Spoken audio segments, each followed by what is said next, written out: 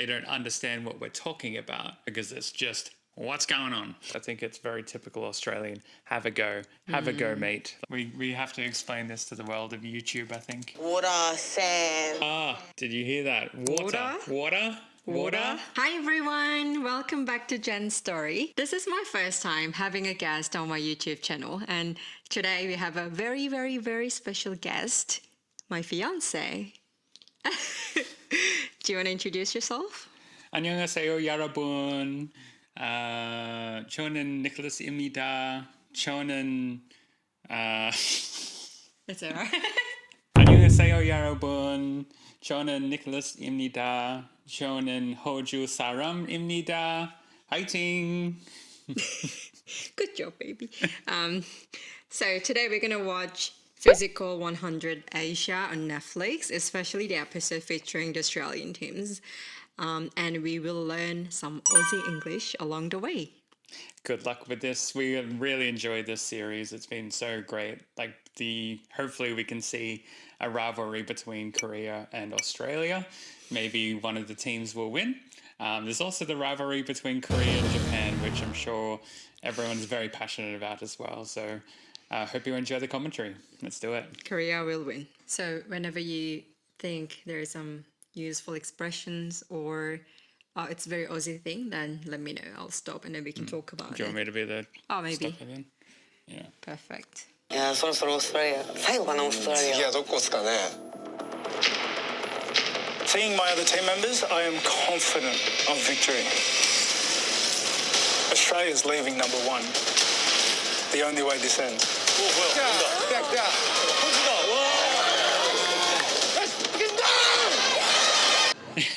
Bad word! Yeah, we Australians, we swear a lot, and many times it's not intended to be offensive. Sometimes we even call our friends swear words. For example? I'll do like a editing, so. For example, or we typically, when we're close with someone, we call them a swear word because we're comfortable with them. So if you come to Australia and your friends start, swearing at you or calling you mean words, it's typically a term of endearment. You're typically close to them in Australia. I'm not sure compared to other Western countries, but what's going on? It's the way you say it as well. It's typically, you would say in English, like, what are you up to? Or something like that. In Australia, we would say going instead of going. So we shorten our words a lot. So what he just said here was, what's going on?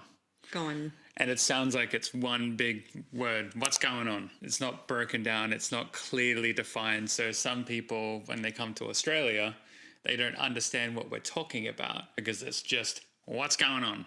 And no one learns that in an English textbook. Yeah, that's something that we do. We shorten a lot of words, very casual with the way we use the English language. I would say we typically don't use the English language. It's almost a separate language in itself. And especially Koreans, like when I was in school at least, I learned like American accent. We did the test, like a listening test. Everything was based on American accent. So it was pretty interesting. All the practice you do in class is probably on either American or British. I don't think it would be really an Australian. So when you come to Australia, it's almost like you have to relearn again. All right, where's me little torso? I just want to ask you a question. He said, where's me little torso, not where's my little torso? Yes. Why? Is it grammatically incorrect? It's grammatically incorrect. I don't know where this comes from. I don't know the origin of this. But I think it's a very Australian thing that we do. Instead of saying, where's my car, they would say, where's me car? Really? Yeah. So, where's me little torso? He's actually asking, where's my little torso? The weird thing is, this isn't making just a word shorter. It's the exact same length of the word. Exactly. Me, my. So I don't know why this happens. Why Australians do this. I wish I could give you the answer for this, but it's a mystery to me as well. It is what it is, like language. But I mean, actually, like makes me feel better because could be like easy mistakes a non-native speaker could make. So like, oh, me little bit Australian people wouldn't pick up. It's like as a mistake. Exactly. You can get away with it in Australia. You can say, "Where's me car? Where's me car?" Okay. Ooh, there I am. We got some abs. We're going this way. Let's go, quick time. Bam, bam, bam, bam, bam, bam, bam, bam, bam, bam, bam, bam. 에너지 장난 아니네. 아자라시. I'm going long run. Right, nice to meet you. You're amazing. Big fan of you. And same, bro. Thank you. Huge fan. Thank you. Oh, man. So something you'll notice here is Australians are extrovert compared to many other countries. We are, number one, quite comfortable with physical contact, even with stranger. If you introduce yourself to a stranger, very often, depending on the context, unless it's a business context, you might high five, you might shake hands, you might hug. If you're at a party with someone and you're being introduced to a friend of a friend, or say a friend's partner, very often it's very warm, loving response in Australia. We're very comfortable with physical contact. You already met some of my friends. What was your impression compared to like when you meet someone from Australia for the first time? Yeah, I think it depends, right? So when I meet your friends, I don't want to be the initiator with your friends because I am still learning about the context, right? I don't want to be that crazy Australian guy that's just hugging everyone and making people feel uncomfortable. Like, you got to be cognizant of this when you're in another country.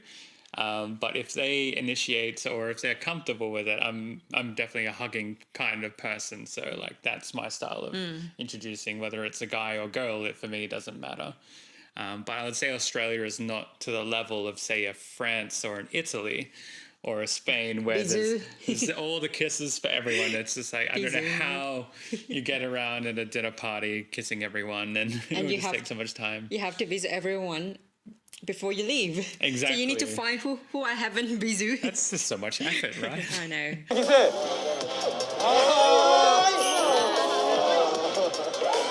왜 이래? 아, 승현아, 보여줘.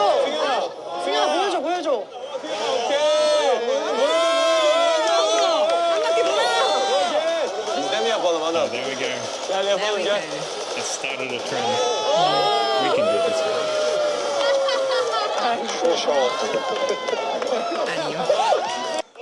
I'm Dom Tomato, and I'm the biggest name in parkour and free running worldwide. Yeah.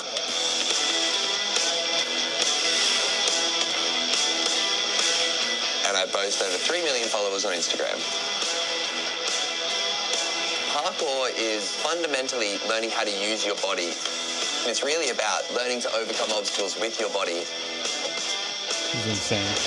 Oh my And god. that physical Freaking challenge and out. that physical discipline Sweaty takes hands. a lot of strength and a lot of resilience. Parkour takes a huge amount of physicality, but it's also mental, so the way it will fit into the games will work really well. We might be friendly and loud, but make no mistake, Team Australia is here to win, so watch out. So this is not so much about language, but more about accent. I'd say this individual, Dom Tomato in the Australian team, probably has the strongest Australian accent. He might be the hardest to understand in this series. I reckon, do you want maybe Lottie On my flank, on the and flanks? me in between the girls. I reckon. So this is something that's very typical of Australia, I reckon. So this is pretty much saying, I think. So you could say, I reckon tomorrow is going to be a great day. That translates to, I think tomorrow is going to be a great day. So it's like 100% replaceable. Like there is no any differences in nuance. So the only difference, it might be the context and how we use it. Okay. So depending on what we say afterwards, so we could say, I reckon tomorrow is going to be raining, for example. That means you think it's going to be raining tomorrow. The only difference is when we just say the statement, I reckon. If we don't say anything afterwards, that is a replacement for I agree. I agree. If you say, I reckon it's going to rain tomorrow, I could say, I reckon. So everyone And say, I that's it. reckon. Exactly. So you're not just saying, I think, you're saying, I agree. I reckon this is the really common phrases that Australia use at work. Like I personally heard many Australian people say this word. So I think it would be good for us to make some examples. Absolutely. I reckon Australia is going to win this competition. Hojo fighting. Can I say I do not reckon? I don't agree. I don't reckon this will happen. You could say that. Really? Yeah.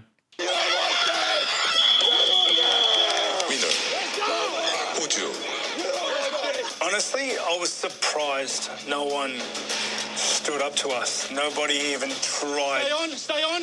We're in this. You gotta have a go. So I think that's also a very Australian thing to say. You gotta have a go. Have a go. That is very commonly said for coaches in particular, or parents of like their kids. Like have a go. Like give it a try. I don't know. I don't really hear this very often in American movies or British film or anything like that, where that's a sentence used. I think it's very typical Australian. Have a go. Have a go, mate. Like that's a very common thing to say in Australia. You gotta have a go. And probably like in America, like you gotta give it a try.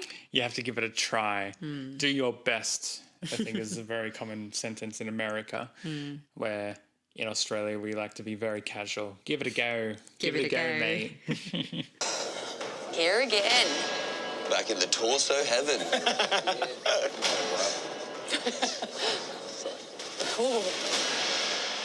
Shipwreck, right? Shipwreck. What do we reckon?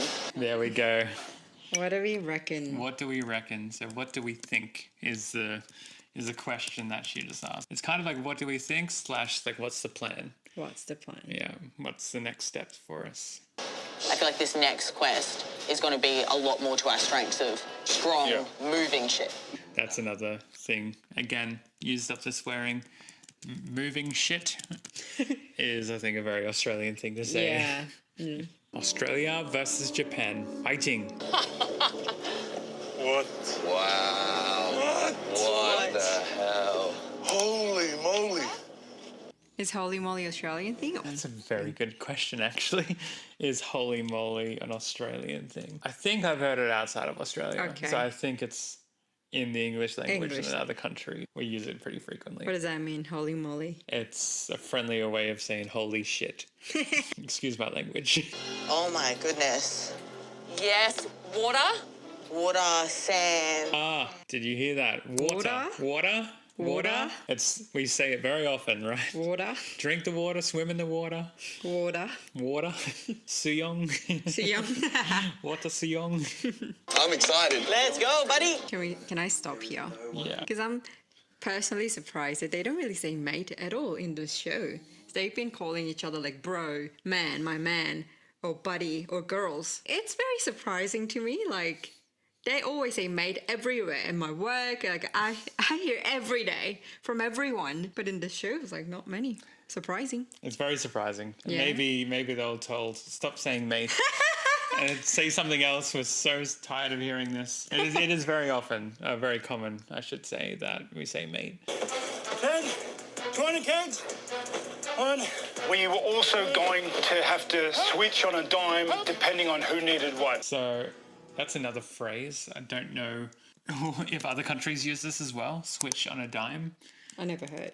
Never heard that phrase? So it's a phrase used meaning that you have to be very flexible and fast to respond to a difference in your environment. You have to be very flexible. Yeah, very flexible, ready to change your strategy extremely quickly. Could I say that, like, I needed to be switch on dime when I was working in ABC company, because I was handling different responsibilities in different teams at the same time. Can I say that? You had to be able to switch on a dime. You had to be able to switch on a dime. Yeah. Okay. 3 minutes. 250. Come on. Keep pushing, gang. Keep pushing. Gang. I think it's English thing. Like, I didn't know when I joined the Shangri-La, when I used to work in Shangri-La during my working holiday time, group chat name was Shangang. I was just like, what does that mean? Shangang, gang. I would say like Shangri-La gang, Shangang. I was just like, gangsta gang. It's very interesting because, yeah, we use the word gang as like a group of friends or a group of colleagues, right? It's thrown around very, very easily. Like, it always depends on the context. If you're around people and they're creating a group chat, it's very often it's going to be called something gang. Gang. Or, yeah. 145, everyone push the time. Let's go, team. Bring it, bring it, bring it. Chain gang. Chain gang. gang. Push it up. This is us. This is us. You see that sentence, this is us? I think as well that is just Australian. This is us. This is us. Okay. This is us. The best way I could kind of translate that is like, this is our moment. This is our moment. We can do this. We can do this. Kind of This like is us. a bit like fighting. You know? Genuinely the best feeling ever. Our endorphins were just out of control. All right. We have to explain this to the world of YouTube, I think. Aussie, Aussie, Aussie. Oi, oi, oi. You hear this a lot in Australian competition. I first heard this when we hosted the Olympics in 2000 in Sydney. So whenever there was a competition that Australia was part of, yeah, Aussie, Aussie, Aussie, oi, oi, oi. You hear this in the stadiums all the time or around the stadiums during the competition. You'll hear it for a World Cup. It's our traditional way of encouraging an Australian team. National team. Yeah. I think that should be it for today's video. Yeah, I hope you enjoyed. I appreciate the time on this on your channel as well, and helping to explain the Australian language and culture impact it has on this show. It's been wonderful. We appreciate that. And if you guys like this kind of video, please let us know. We could try do more. I hope so. 그럼 오늘도 영상 봐주셔서 정말 감사합니다. 저는 앞으로도 여러분의 언어 공부 여정을 계속해서 응원할게요. 언어를 공부하고 계신 여러분은 지금 세상을 공부하고 계신 겁니다. 그럼 저는 다음 영상에서 뵐게요. 안녕. 안녕.